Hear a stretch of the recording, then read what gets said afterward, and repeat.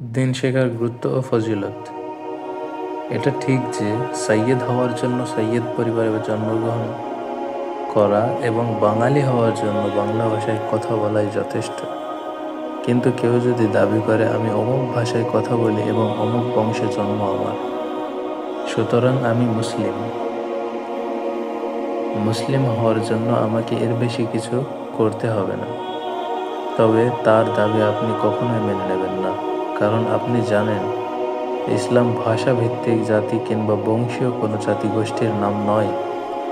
ইসলাম এমন এক পূর্ণাঙ্গ দিনের নাম যা আল্লাহ তাআলার পক্ষ থেকে বিশ্ববাসীর জন্য কল্যাণ।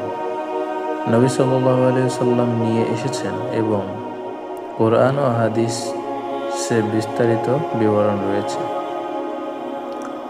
অতএব যে কোনো ভাষা, যে কোনো গোত্রে এবং যে কোনো অঞ্চলে কেউ দিন শিখবে এবং তদনুযায়ী জীবনযাপন করবে, সেই প্রকৃত মুসলমান রূপে পরিগণিত হবে।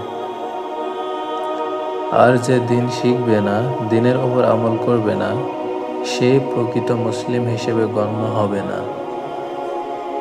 বোঝা গেল এখানে প্রকৃত মুসলমান হওয়ার জন্য দুটি বিষয় জরুরি।